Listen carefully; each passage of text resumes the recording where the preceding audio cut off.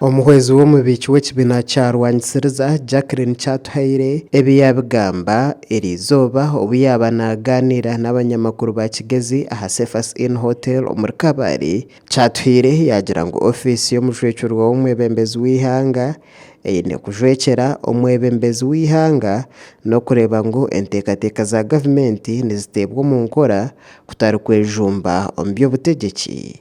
Waba oramanya ngu ori RDC ninga your security officers abantu bona mubatreating fairly, muleke kugenda muralininga aha candidate omwe ninga murahengamira candidate omwe, bona mubarebe omumeisho gamwe kugira ngu district zaitu zaguma zino butebekana abantu bagira obugwaji.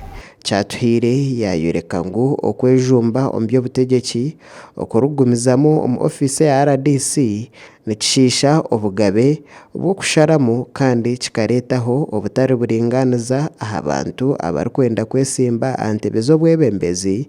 Ogu yashaba abakuru omu gavumenti kuheereza ekitiinisa obuvunaanizibwa bwabo kandi bakikiza ab'ebyobutegyeki kukora za campaign zaabo batiine kutiinatiinisibwa nari okuteganisibwa. Ba RDCs n'abakozi ba gavumenti bashemere kuba barareba ngu hariho security y'abantu bona omu myanya ei barakuriramu, kandi RDC niwe arakurira security omu district.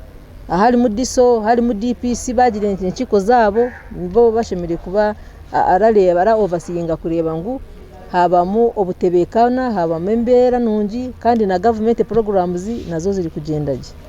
Ogu yahiga abatezi b'akaruru kurekeraho kubuzabuzibwa abarikweyeterera ba NRM kandi obwo besimbireho nk'abantu buntu obwo ekibiina kiine abebembezi abakikwatiire ebendera. Abo bantu bona abayesimbire nka independence itwe turabamanya nk'ekibiina muhagire abantu abo mwahire flag kandi aha rurengo rw'aba MPs president aketorora Uganda yona arahereza abantu abo flags mwena murabareba butunu butari mwirima. Kyatuhaire yareka ngu abarikweterera nk'abahagizi b'ekibiina kyarwanyisiriza konka abatari bagikwatire bendera bamwe nibenda kwesherekamu ahabw'okuba nibamanya ngu Museveni aine amaani. Barakunda Museveni ahabw'okuba baramanya ngu Museveni is a very exemplary leader, ni leader w'amaani munonga tino wokihakana.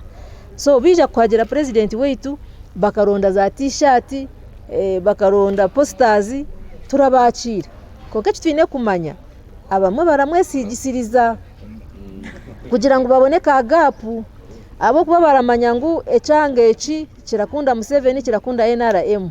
Abakuru kuruga mu kibiina kya NRM basindikirwe omu byanga byona by'ihanga kusherura akaruru ka President Museveni n'abagikwatire ebendera. Amakuru aga gashakwa Joba Paul omuri Kabale.